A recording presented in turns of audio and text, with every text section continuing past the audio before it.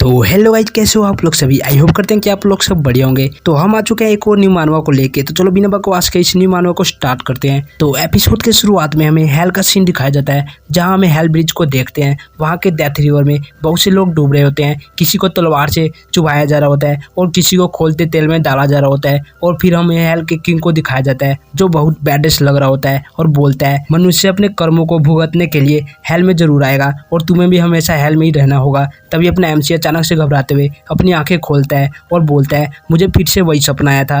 Well अभी कितना time हो रहा है। और वो घड़ी में देखता है जहां 12 बज रहा होता है। जो देखो चिल्लाते हुए बोलता है ओह नो, मैं अपने डेट के लिए लेट हो गया हूँ। और वो उठकर तैयार होकर दौड़ते हुए जाने लगता है और बताता है मेरा नाम फेरल है। आज का दिन मेरे लिए बहुत इंपॉर्टेंट है। आज मेरी गर्लफ्रेंड के साथ मेरी 3rd एनिवर्सरी है। मैं उसे एक सरप्राइज देना चाहता हूँ। मैं अभी एक डायमंड रिंग को अफोर्ड नहीं कर सकता, लेकिन मैंने उसके लिए आईफोन खरीदा है। मुझे यकीन है कि ये उसे पसंद आएगा। तभी उसके पास एक कार आकर रुकती है और उसके अंदर से एमसी की गर्लफ्रेंड निकलती है, जिसे देख अपना एमसी बहुत हैरान होता है, क्योंकि उसकी गर्लफ्रेंड अपने न्यू बॉयफ्रेंड के साथ आई होती है और बोलती है चलो ब्रेकअप कर लेते हैं। ये सुन के अपना एमसी सदमे में चला जाता है और उसके हाथ से आईफोन नीचे गिर जाता है और उसकी गर्लफ्रेंड कार में बैठकर वहां से निकल जाती है और अपना मेन कैरेक्टर बस देखता ही रह जाता है। इसी के साथ वो बोलता है तुमने मुझे क्यों छोड़ दिया? क्या इसलिए क्योंकि मैं रिच नहीं हूँ? इससे कोई मैटर नहीं करता। मैं मेक श्योर करूंगा तुम इसके लिए जरूर रिग्रेट करोगी। नेक्स्ट में हम देखते हैं फेरल अपने घर की ओर वापस जा रहा होता है। वहीं उसके सामने से एक बंदा अपने हाथ में किसी चीज को लेकर आ रहा होता है और वो आकर जानबूझकर अपने एमसी से टकरा जाता है, जिस कारण उसके हाथ की वो चीज नीचे गिरकर टूट जाती है। जो देखो बंदा हैरान होकर चिल्लाते हुए बोलता है ओह मेरी फैमिली का ट्रेजर, अब तुम्हें इसके लिए पे करना होगा, जल्दी से पे करो। फेरल घबराते हुए बोलता है क्या फैमिली का ट्रेजर? लेकिन मैं इसके लिए क्यों पे करूं? तुम जानबूझकर मुझसे आकर टकराए थे। तभी वहां पर कुछ और बंदे भी आकर फेरल को घेर लेते हैं, जिसे देख अपना एमसी बहुत घबरा जाता है। तभी वो बंदा अपने एमसी को पकड़ के उसका आईफोन ले लेता है और बोलता है मैंने कहा जल्दी से पे करो, इसलिए जल्दी से मुझे पैसे दो। फेरल बोलता है मेरे पास कोई पैसा नहीं है, मेरे पास सच में 1 रुपया भी नहीं है। उनका लीडर बोलता है तुम्हारी हिम्मत कैसे हुई हमारी फैमिली के ट्रेजर को तोड़ने की? और वो सभी मिलकर एमसी की कुटाई करने लगते हैं। फिर वो सभी वहां से जा रहे होते हैं। वहीं वो पहले वाला बंदा बोल रहा होता है इसके पास सिर्फ एक आईफोन है, हम इसे $500 में बेच सकते हैं। वहीं अपने मेन कैरेक्टर को देखते हैं, जिसके नाक मुंह से खून निकल रहा होता है। वो टूटी हुई उस डॉल को देखकर बोलता है वो सही बस इस बेकार सी चीज के लिए इतना हंगामा कर रहे थे। और इतना बोलकर वो उस डॉल को फेंक देता है और बोलता है तुम रात को मेरे सपने में आते हो और अब मुझे बुली होने का कारण भी तुम ही हो। गाइस शायद से एमसी के हेल वाले सपने में ये डॉल दिखाई देती होगी। उसे फेंक के अपना एमसी एक लंबी सी सांस ले रहा होता है कि तभी वो टूटी हुई डॉल उड़कर सीधे अपने एमसी की ओर आने लगती है। जो देख अपना मेन कैरेक्टर भी हैरान हो जाता है। तभी वो डॉल अपने एमसी के पेट पर जोर से हिट करती है, जिसके बाद एमसी को कुछ नोटिफिकेशन शो होने लगता है। हेल रिबिल्डिंग सिस्टम अनलॉक हो गया है, सक्सेसफुली होस्ट को डिटेक्ट कर लिया गया है, हेल किंग आइडेंटिटी बाइंडिंग हो रहा है, आइडेंटिटी सक्सेसफुली बाइंड हो चुका है। इसी के साथ अपने एमसी के शरीर से एनर्जी निकलने लगती है, जिसे देख अपना मेन कैरेक्टर हैरान होते हुए मन में बोलता है क्या मैं सपना देख रहा हूँ? क्या चल रहा है? क्या मेरी सक्सेसफुल लाइफ स्टार्ट होने वाली है? इसी के साथ अपना एमसी एक अलग ही स्पेस में आ गया होता है, जिसे देख वो पूरा कंफ्यूज होता है। तभी नोटिफिकेशन आता है हेल जनरेट हो गया है, होस्ट प्लीज चेक कीजिए। अपना एमसी बोलता है क्या तुम मजाक कर रहे हो? और वो उसे इग्नोर करके जाने लगता है और बोलता है पता नहीं मुझे क्या क्या दिखाई दे रहा है, लगता है मैं पीटने के कारण मेरे दिमाग पर चोट लग गई है, इसलिए मुझे ये सब दिखाई दे रहा है। तभी सिस्टम की ओर से वार्निंग आने लगती है होस्ट अगर आपने सटन में अपनी आइडेंटिटी कंफर्म नहीं किया तो सिस्टम आपको खत्म कर देगा। ये सुन एमसी हैरान होकर बोलता है क्या? तभी सिस्टम बोलता है काउंटडाउन स्टार्ट हो रहा है। फेरल बोलता है क्या तुम सीरियस हो? रुको पहले आराम से बात कर लेते हैं। लेकिन सिस्टम उसकी एक नहीं सुनता और काउंटडाउन स्टार्ट कर देता है 7। और जैसे ही काउंटडाउन शुरू होता है अपने एमसी की बॉडी पर क्रैक आने लगता है। जो देख एमसी घबराते हुए बोलता है डैम इट, ठीक है मैं चेक करता हूँ। और वो बहुत तेजी से भागते हुए हेल हाउस की ओर जाने लगता है और जाकर उस काउंटडाउन वाले प्लेट को टच करता है, जिससे वो काउंटडाउन रुक जाता है। जिसे देख अपना एमसी एक लंबी सी सांस लेकर बोलता है फाइनली ये रुक गया। सिस्टम बोलता है होस्ट ने चेक इन कर लिया है। एमसी बोलता है बताओ तुम्हें क्या चाहिए? ये किस तरह का सपना है? ये बहुत रियल लगता है। तभी एक टैबलेट पर एक टास्क लिख कर आता है होस्ट को 3 दिन के अंदर किसी भी ग्रेड के एक गोस्ट को पकड़ना है। इसके रिवार्ड के रूप में होस्ट को गोस्ट कंट्रोल स्किल मिलेगा और अगर आप फेल हो जाते हैं तो कचरा होस्ट को एलिमिनेट कर दिया जाएगा। ये सुन अपना एमसी गुस्सा करते हुए बोलता है कचरा होस्ट, क्या तुम मजाक कर रहे हो? तुमने मुझे चूज किया है लेकिन अब तुम मुझे मारना चाहते हो और मुझे कचरा कह रहे हो? क्या ये इतना फनी है? मेरी गर्लफ्रेंड ने मुझे छोड़ दिया, मेरा फोन लूट लिया गया, किसी ने मुझे पीटा और क्या अब तुम मुझे ह्यूमिलेट कर रहे हो? और एमसी ये सब बोलते बोलते अपना सर उस टेबलेट पर मारता है, जिससे उसके सर से खून निकलता है। एमसी बोलता है बाय द वे कोई भी काउंटडाउन 10 से शुरू करते हैं, लेकिन तुमने 7 से शुरू किया और तो और 7 के बाद सीधे 4 पर आ गए। क्या तुम मेरे साथ ट्रिक खेलने की कोशिश कर रहे हो? तभी उस टेबलेट पर लिखकर आता है आपकी पावर स्ट्रॉन्ग है, प्लीज इसी तरह बनाए रखें। एमसी बोलता है क्या तुम मेरे साथ खेल रहे हो? मैं यहाँ का हेल्थ किंग बनूंगा। मैं यिंग यांग आई और लाइफ और डेथ के नोटबुक के साथ रियल हेल्थ किंग बनना चाहता हूँ। और वो अपना पंच जोर से टास्क बोर्ड पर मारता है जिससे वो टेबलेट पर क्रैक आने लगता है और फिर उसमें से लाइट निकलने लगती है। एमसी बोलता है क्या हो रहा है? तभी वो टेबलेट टूट जाता है और एक दूसरा विंडो ओपन होता है जिस पर लिखा था rebuilding task claimed, task reward artifact yin yang eye और लाइफ और डेथ नोटबुक को यूज करने की परमिशन मिलेगी।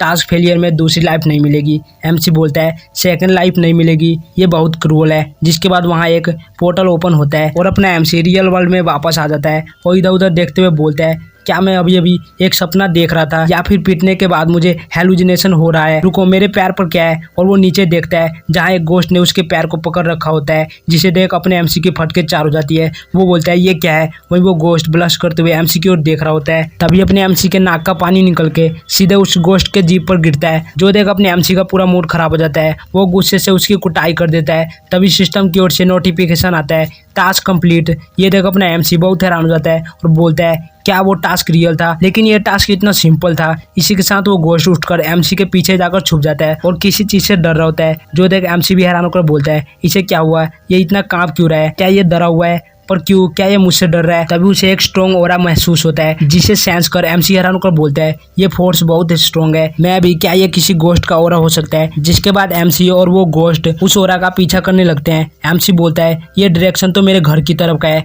जिसके बाद वो एक जगह आकर रुक जाता है और इधर उधर देखने लगता है। तभी उसका ध्यान बिल्डिंग के ऊपर जाता है जहाँ एक गोश्त गर्ल खड़ी होती है। वहीं उसके पास एक लड़की लाइव स्ट्रीम कर रही होती है। हालांकि उस लड़की को भी नहीं पता होता कि उसके पास एक गोश्त खड़ी है। उसे सिर्फ अपना एमसी ही देख पा रहा होता है। वहीं इस नज़ारे को देख अपना मेन कैरेक्टर बहुत हैरान हो जाता है। फिर हमें इस लड़की के बारे में बताया जाता है इसका नाम बाईजुई है। ये पॉपुलर लाइव स्ट्रीमर है और ये एमसी की रूममेट है। तभी इसका ध्यान अपने एमसी की तरफ जाता है जिसे देखो मुस्कुराते हुए बोलती है ऊपर आकर मेरी मदद करो। वहीं अपना एमसी दांत पीसते हुए बोलता है ये इडियट वहाँ जाके रिकॉर्ड कर रही है। ये कितना वियर्ड लग रहा है। क्या होगा अगर उसे पता चले कि उसके बगल में एक गोश्त खड़ी है? एमसी चिल्लाता है जूही वहां से जल्दी भागो। ये सुन जूही को कुछ समझ नहीं आता। वहीं इस कारण गोश्त गर्ल को एमसी पर गुस्सा आ जाता है। वो अपने गोश्त एनर्जी से एमसी पर अटैक करती है लेकिन अपना ईटिंग गोश्त उसकी एनर्जी को खा जाता है जिससे उसका पेट फूल जाता है और वो बहुत खुश होता है। एमसी उस पर चिल्लाता है तुम्हारा पेट भर गया है ना? वो ब्लश करते हुए डकार लेता है। ये सब देखकर उस गोश्त गर्ल को और भी ज्यादा गुस्सा आ जाता है और वो सीधे एमसी पर हमला करने आने लगती है। एमसी सोचता है क्या ये रिबिल्डिंग टास्क हो सकता है? साथ ही वो उस गोश्त गर्ल के अटैक को भी डोज कर रहा होता है। फिर सोचता है ट्रायल टास्क लेने पर मुझे टास्क कंटेंट और रिवार्ड मिलता है। जब मैं अपने ओपोनेंट को हराता हूँ तो मुझे टास्क पूरा करने और स्किल सीखने की हिंट मिलती है। लेकिन रिबिल्डिंग टास्क के बारे में मुझे कुछ भी मेंशन नहीं किया गया सिवाय उसके रिवार्ड और उसके फेलियर पेनल्टी के अलावा। इसी के साथ एमसी भागते भागते अचानक से रुक जाता है जो देख अपने एमसी के गोश्त को भी कुछ समझ नहीं आता। एमसी बोलता है कोई मैटर नहीं करता कि टास्क क्या है, मैं हेल्थ किंग इसे हैंडल करूंगा। मुझे दिखाओ तुम क्या कर सकती हो। ये सुन उस गोश्त गर्ल को बहुत गुस्सा आ जाता है। वो किसी सांप की तरह एमसी को जकड़ लेती है जिससे एमसी मूव तक नहीं कर पाता। वो खुद को फ्री करने की कोशिश कर रहा होता है जबकि वहीं जूही एमसी को लाइव स्ट्रीम में दिखा रही होती है और बोलती है ये वही पर्सन है जिसने मेरे लाइव स्ट्रीम में मेन भूमिका निभाई थी और इसे सिली यंगस्टर कहा जाता है जो अभी अपने लाइफ को एंजॉय कर रहा है। और गाइस कैमरा में गोश्त दिखाई नहीं दे रही होती इसलिए उसे लगता है एमसी पागल वाली हरकतें कर रहा है। एमसी चिल्लाता है जीव जल्दी से वहां से भागो। वो बोलती है भागू? पर क्यों भागू मैं? फिर वो छत से नीचे उतरने लगती है। वहीं अपना गोश्त सोच रहा होता है कि मैं क्या करूं। तभी एमसी बोलता है इसे काटो, मैं अब इसे और बर्दाश्त नहीं कर सकता। वहीं एमसी को जूही एक अजीब सा फेस बना के बोलती है वो इतना वियर्ड एक्ट क्यों कर रहा है? बहरहाल क्या कुछ गलत है?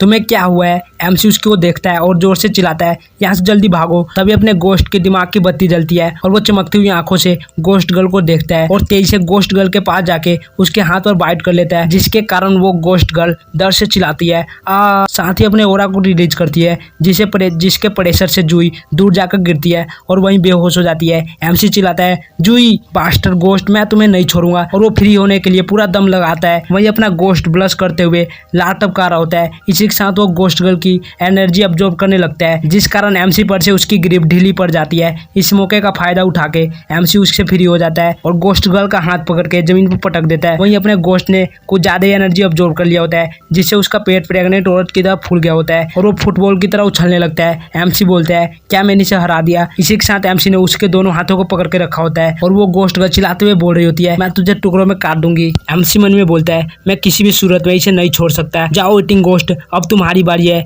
ये सुन के ईटिंग गोस्ट ब्लश करते हुए अपनी जीभ निकालने लगता है और फिर सीरियस सा फेस बना के बोलता है, क्या तुम सो रहो? एमसी चिल्लाकर बोलता है, टाइम वेस्ट मत करो, ये मेरा ऑर्डर है। ये सुन के ईटिंग गोस्ट अपना मुंह गोस्ट गर्ल के रवानों में घुसा के उसकी एनर्जी अब्जॉर्ब करने लगता है। तभी अपने एमसी की यांग आई एक्टिवेट हो जाती है, जिससे वो उन दोनों का लेवल देख पा रहा होता है। कर्ट्स गोस्ट का लेवल 3 होता है जबकि ईटिंग गोस्ट का लेवल 1 होता है। एमसी बोलता है, क्या यही यांग आई है? तभी वो गोस्ट गर्ल खुद को देखते हुए बोलती है, कहीं मैं गोस्ट पपेट में तो नहीं बदल गई। ईटिंग गोस्ट एमसी के पीछे जाके छुप गया होता है, जो देख कर्ट्स गोस्ट हैरान होकर बोलती है, तो तुम एक गोस्ट पपेट नहीं हो। एमसी बोलता है, तुम किस गोस्ट पपेट की बात कर रही हो? क्या तुम लेवल 3 की गोस्ट परेशानी पैदा करने के लिए यहाँ नहीं आई थी? वो बोलती है, अब जब मामला सॉल्व हो चुका है तो तुम मेरे रिवेंज में डिले मत करो। जिसके बाद वो वहाँ से उड़कर जाने लगती है, लेकिन थोड़ी दूर जाते ही वो रुक जाती है। वो बोलती है, मैं मूव क्यों नहीं कर पा रही? वो स्ट्रगल करने लगती है लेकिन वो ठक हार के रह जाती है और बोलती है, व्हाट द हेल, ये क्या हो रहा है? मैं पीछे की ओर खींची क्यों जा रही हूँ? फिर वो पीछे मुड़कर गुस्से चिल्लाते हुए बोलती है, कौन कर रहा है ये सब?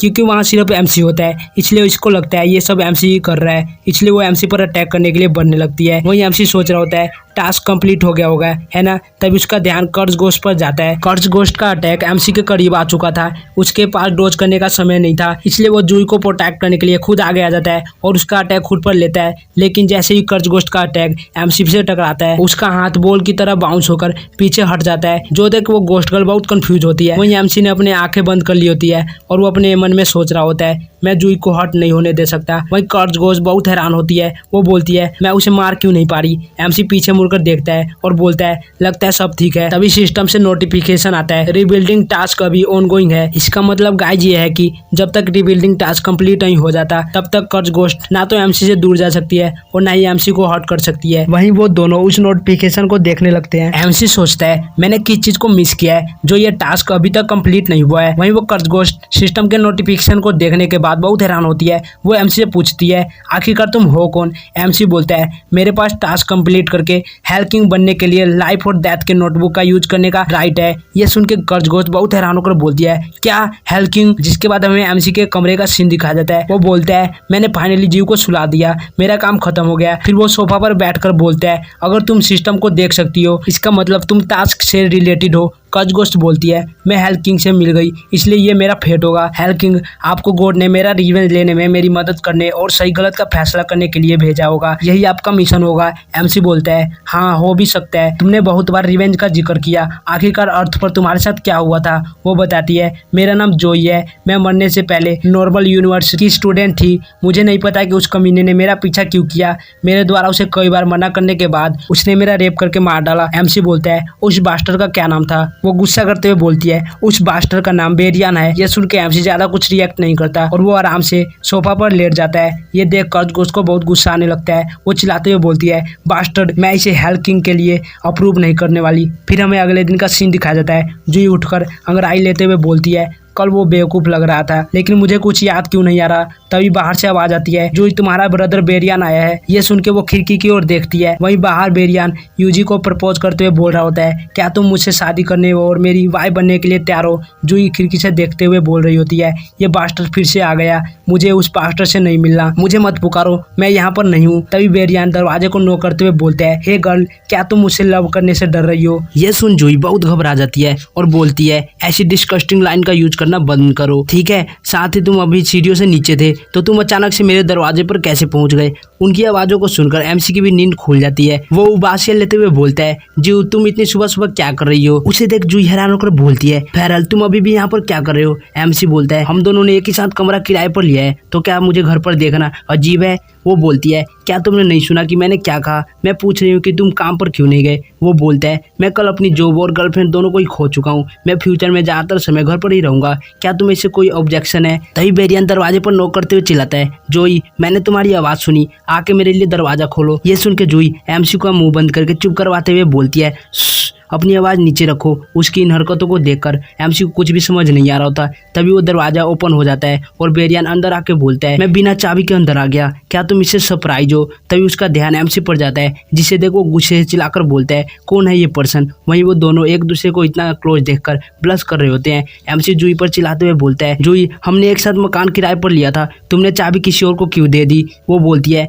मैंने उसे चाबी नहीं दिया है। फिर वो गुस्से से तकिया उठा के बेरियन को मारते हुए बोलती है, मेरे घर की चाबी तुम्हारे पास कैसे आई? बेरियन तकिया को डॉज करते हुए बोलता है, तुम्हारा घर यानी मेरा घर, ये मेरे लिए सिर्फ पीस ऑफ केक है, लेकिन ये बंदा कौन है? एमसी अपना मुंह साइड में करके बोलता है, मैं इसका रूममेट हूँ, तुम अपना प्रपोजल कंटिन्यू कर सकते हो। जिसके बाद वो वहाँ से जाने लगता है और अपने मन में सोचता है, उसका नाम बेरियन था ना? वहीं जूही एमसी से बोल रही होती है, मैं इस लड़के को नहीं जानती और मुझे नहीं पता कि अचानक से मुझे प्रपोज क्यों कर रहा है। तभी एमसी के दिमाग की बत्ती जलती है और वो पीछे मुड़ के हैरान होकर बोलता है, मुझे याद आया, बेरियन तो वही बंदा है जिसे कल रात को जूही ने मेंशन किया था। वहीं बेरियन जूही को प्रपोज करते हुए बोल रहा होता है, मैं तुम्हारी मदद नहीं कर सकता, लेकिन जब मैंने तुम्हारा लाइव स्ट्रीम देखा तो मुझे तुमसे प्यार हो गया। मैं खुद को बहुत लंबे समय से तैयार कर रहा था, मुझसे शादी करोगी? जूही चिल्लाते हुए बोलती है, मुझे तुमसे शादी वादी नहीं करना है, यहाँ तक कि मैं तुम्हें जानती तक नहीं। मैं तुम्हारे प्रपोजल को एक्सेप्ट नहीं कर सकती, प्लस अभी मुझे कोई बॉयफ्रेंड नहीं चाहिए। बेरियन जूही को पकड़ के बोलता है, एक वुमेन अगर मना कर रही है इसका मतलब हाँ है, मुझे पता है, कॉमन बेबी। साथ ही वो जूही को किस करने की कोशिश कर रहा होता है। तभी एमसी अचानक से उसके पीछे आके बोलता है,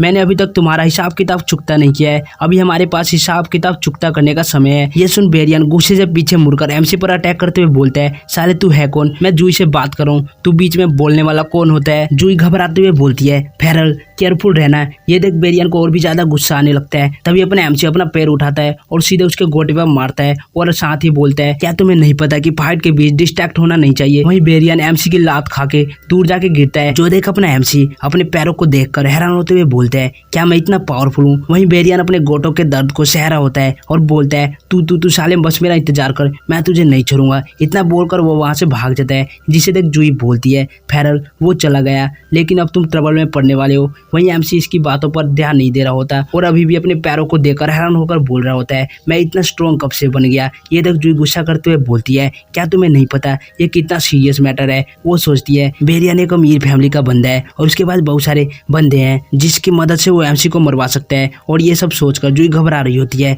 तभी अपना एमसी बोलता है, ओह वेल, अगली बार मुझे अपनी ताकत पर ध्यान देना होगा, नेक्स्ट टाइम मैं उसे पीट पीट कर मार डालूंगा। मैं एक छोटी सी झपकी लेने जा रहा हूँ और जागने के बाद उसे ढूंढकर उसकी हड्डियां तोड़ूंगा। यह सुनकर जूही मन में सोचती है, क्या ये दोबारा से बेरियन के पास जाएगा? नहीं, मैं ऐसा नहीं होने दे सकती, मेरी वजह से फेरल तबल में पड़ा है, मुझे इन सब चीजों को रोकना होगा। फिर वो किसी को कॉल लगाती है और बोलती है, हेलो मिस्टर लाइल, क्या मैं आपसे एक फेवर के लिए पूछ सकती हूँ? इसी के साथ हमें ड्रैगन होटल का सीन दिखाया जाता है, जहां हम देखते हैं मिस्टर लाइल को और उसी के सामने बेरियन बैठा होता है। जूही का कॉल कट होने के बाद बेरियन बोलता है, वेल मिस्टर लाइल, क्या तुम सच में इस मैटर में पढ़ना चाहते हो? लाइल बोलता है, वो चाहती है कि ये सब मैटर खत्म करने में मैं उसकी मदद करूं, लेकिन मैं पागल थोड़ी हूँ कि आपको ऑफेंड करके मैं उसकी मदद करूंगा। शायद हम आज रात को उसके साथ बाहर जा सकते हैं और फिर आप और मैं, हा हा हा। बेरियन बोलता है, मिस्टर लाइल आप तो बहुत थॉटफुल हैं, इस बार मैं उन दोनों से एक साथ ही डील करूंगा। साथ ही वो दोनों जोर जोर से हंसने लगते हैं। फिर हमें नाइट का सीन दिखाया जाता है। ड्रैगन होटल के पास एक कार आकर रुकती है और उसमें से जूही और एमसी निकलते हैं। जूही एमसी से बोलती है, फेरल ये मेरे बॉस मिस्टर लाइल है। एमसी बोलता है, हेलो मिस्टर लाइल। और गाइस मिस्टर लाइल की शक्ल किस किस को सूरज जैसी लग रही है। इसी के साथ मिस्टर लाइल उन दोनों को अंदर की ओर ले जाने लगता है। जूही बोल रही होती है, फेरल तुम्हें बेरियन से माफी मांगनी है। एमसी बोलता है, ठीक है। जूही बोलती है, बिना मेरे इशारे के तुम कुछ भी उल्टा सीधा मत करना। एमसी हंसते हुए बोलता है, तुम चिंता मत करो। वहीं कर्ज गोश्त भी बाहर निकल गई होती है। वो तीनों लिफ्ट से तीसरे फ्लोर पर आ जाते हैं, जिसे देख जूही बोलती है, मैं यहाँ पर पहली बार आई हूँ। तभी मिस्टर लाइल एक कमरे के पास आके बोलते हैं, प्लीज तुम दोनों अंदर जाओ। वहीं हमें अंदर का सीन दिखाया जाता है, जहां बेरियन के पास कुछ और भी बंदे बैठे होते हैं। अभी हमें इनका नाम नहीं पता, इसलिए हम इन्हें रेड एंड व्हाइट हेयर के नाम से बुलाएंगे। उन दोनों के अंदर आते ही रेड हेयर वाला बंदा उठ के गुस्से से चिल्लाते हुए बोलता है कि इसकी हिम्मत हुई बेरियन को पीटने की। तभी कमरे का दरवाजा बाहर से लॉक कर देते हैं, जिसे देख जूही घबरा रही होती है। वहीं सामने बेरियन के कुछ और बंदे भी बाहर आ जाते हैं, जिसे देख जूही घबराते हुए बोलती है, मिस्टर लाइल। तभी मिस्टर लाइल चलकर बेरियन के पीछे जाकर एक इविल सा फेस बना के बोलता है, इतना सरप्राइज मत हो। तभी बेरियन हंसते हुए बोलता है, तुम्हारे हस्बैंड के डोमेन में तुम्हारा स्वागत है मेरी प्यारी वाइफ। साथ ही वो एक चुटकी बजा के इशारा करता है जिससे वो गार्ड जाके जूही को पकड़ के वेरियन के पास लाने लगते हैं। जूही चिल्लाते हुए बोलती है प्लीज मुझे जाने दो। वो दोनों गार्ड जूही को वेरियन के पास ला देते हैं। वेरियन जूही का फेस टच करते हुए एमसी से बोलता है क्या तुम सुबह स्ट्रॉन्ग नहीं बन रहे थे, अब क्या हुआ, क्या सारी हेकड़ी निकल गई, इसके साथ केवल मैं एंजॉय कर सकता हूँ बास्टर्ड। वैसे सुबह की तुम्हारी किक कूल थी। एमसी बोलता है क्या कूल थी। वेरियन बोलता है ठीक है बहुत कूल था, सही कहा ना, मैं देखना चाहता हूँ क्या तुम कुछ देर के बाद वैसे ही कूल दिख सकते हो। और फिर वो अपने बंदों को एमसी पर अटैक करने का ऑर्डर देता है। ऑर्डर मिलते ही दो बंदे अपने हाथ में नाइफ लेके एमसी पर अटैक करते हैं। नेक्स्ट सीन में वहाँ एक ब्लास्ट होता है, वहाँ पूरा स्मोक हो जाता है। धीरे धीरे स्मोक हटता है और अपना एमसी बिल्कुल सही सलामत खड़ा होता है, जबकि उन दोनों बंदों का काम तमाम हो गया होता है। जो देख वेरियन और मिस्टर लाइल की हालत खराब होने लगती है और उनके पसीने छूटने लगते हैं, जबकि वो व्हाइट हेयर वाला बंदा शांति से एमसी की ओर देखने लगता है। जिसके बाद एमसी चलते हुए वेरियन के पास आके जूही से उसका हाथ दूर करते हुए बोलता है तूने वास्तव में मुझे यहाँ बुलाने के लिए कहा कि चीजें आसान हो जाएंगी। फिर वो कर्ज गोश से बोलता है क्या तुम इसे हैंडल करना चाहती हो। जिसके बाद वो जूही का हाथ पकड़ के बोलता है डरो मत जूही, बस इस शो को एंजॉय करो। तभी कर्ज गोश अपना हाथ वेरियन के चेस्ट में घुसा के उसकी एनर्जी चूसने लगती है, जिससे उसकी बॉडी धीरे धीरे करके सूखने लगती है। साथ ही वेरियन जोर जोर से चिल्ला रहा होता है। ये नजारा देखने के बाद मिस्टर लाइल की फटके चार हो जाती है। वो घबराते हुए मन में बोलता है आखिरकार इस बंदे के पीछे कौन है। फिर वो व्हाइट हेयर वाले पर्सन की ओर देखकर बोलता है लेकिन ये यहाँ पर है इसलिए मैं ठीक रहूंगा, है ना। फिर हमें इस व्हाइट हेयर वाले पर्सन के बारे में बताया जाता है। इसका नाम हैरिस है और ये एक्स ग्रुप का एडवाइजर है। वहीं मिस्टर लाइल घबराते हुए मन में सोच रहा होता है लगता है ये कोई बड़ी बात नहीं है, मुझे इस आदमी से छुटकारा पाना होगा, नहीं तो मैं फ्यूचर में कहीं भी मुंह दिखाने के लायक नहीं रहूंगा। जिसके बाद वो रेड हेयर वाले पर्सन को एमसी पर अटैक करने के लिए बोलता है। वो भी यस बोलकर एमसी पर अटैक करने के लिए तैयार हो जाता है। एमसी बोलता है यो मिस्टर लाइल अब तुम्हारी बारी है। साथ ही वो दोनों एक दूसरे पर अटैक करने का ऑर्डर देते हैं। जो देख मिस्टर लाइल बोलता है हे क्या तुमने अपना दिमाग खो दिया है, तुम पागल हो चुके हो। साथ ही वो जोर जोर से हंसते हुए बोलता है बास्टर्ड तुमने गलत पर्सन के साथ पंगा लिया है और इसके लिए तुम खुद दोषी हो। तभी वो रेड हेयर वाला पर्सन अपने वेपन से एमसी पर अटैक कर देता है, लेकिन वो एमसी के पास आते ही एकदम से रुक जाता है और साथ ही पुष्पा भाव की तरह अपनी गर्दन टेढ़ी करता है, जिसे क्रैक की आवाज आती है। जो देखने के बाद मिस्टर लाइल को कुछ भी समझ नहीं आ रहा होता है। और गाइस मैं आपको बता दूं दरअसल ईटिंग गोस्ट ने रेड हेयर वाले पर्सन को पोसेस कर लिया है। जिसके बाद वो लाल बालों वाला पर्सन पीछे मुड़कर खाना खाना बोलते हुए मिस्टर लाइल पर अटैक कर देता है। मिस्टर लाइल उसे रोकने की कोशिश कर रहा होता है, लेकिन ईटिंग गोस्ट उसे नीचे गिरा के उसके ऊपर बैठ के उसके मुंह पर पंचेज की बरसात कर देता है। ये सब देखकर इस व्हाइट हेयर वाले पर्सन को भी कुछ समझ नहीं आ रहा होता है। वहीं मिस्टर लाइल चिल्लाते हुए रेड हेयर वाले पर्सन से बोल रहा होता है हे क्या तुमने अपना माइंड लॉस कर दिया है। लेकिन वो रेड हेयर वाला पर्सन अभी भी खाना खाना ही बोल रहा होता है। साथ ही वो मिस्टर लाइल के मुंह पर एक जोर से पंच मारता है। मिस्टर लाइल अपनी नाक पकड़ के दर्द से चिल्लाते हुए बोलता है मेरी नाक। जबकि इन सब चीजों को देखकर जूही घबरा रही होती है। जो देख एमसी एक लंबी सी सांस छोड़ता है और फिर हंसते हुए बोलता है इट्स ओके डरो मत। तभी वो व्हाइट हेयर वाला पर्सन अपने चेयर से उठकर वेरियन के डेड बॉडी के पास आकर बोलता है जैसा कि एक्सपेक्ट किया था, ये तो इंटरेस्टिंग है, इस बार वेरियन तुमसे टकरा गया, ये उसका बैड फॉर्चून था। साथ ही वो जाने से पहले कर्ज गोश्त को देखता है। जो देख कर्ज गोश्त हैरान होकर बोलती है क्या वो मुझे देख सकता है। वहीं एमसी भी यही सोच रहा होता है। तभी मिस्टर लाइल नीचे पड़े बंदों पर चिल्लाते हुए बोलता है तुम अभी तक फ्लोर पर लेट कर क्या कर रहे हो, तुम ट्रैश कहीं के, अब उठ भी जाओ। ये सब सुन के एमसी का ध्यान भी मिस्टर लाइल पर चला जाता है। एमसी बोलता है लगता है इसको अभी अपना सबक नहीं मिला है, जाओ उसे दोबारा से सबक सिखाओ। जो सुन के ईटिंग गोश्त खाना खाना बोलते हुए मिस्टर लाइल के पास जाके उसकी बहुत कुटाई करता है, पूरा उसके मुंह का भरता बना देता है। एमसी रेड हेयर वाले पर्सन के पास आके ईटिंग गोश्त को रुकने के लिए बोलता है। फिर वो मिस्टर लाइल के पास जाके बोलता है मिस्टर लाइल क्या आप इसे और भी कंटिन्यू करना चाहते हैं। और इसी के साथ आज के एपिसोड को यहीं पे खत्म करते हैं। मिलते हैं नेक्स्ट एपिसोड में, तब तक के लिए बाय बाय।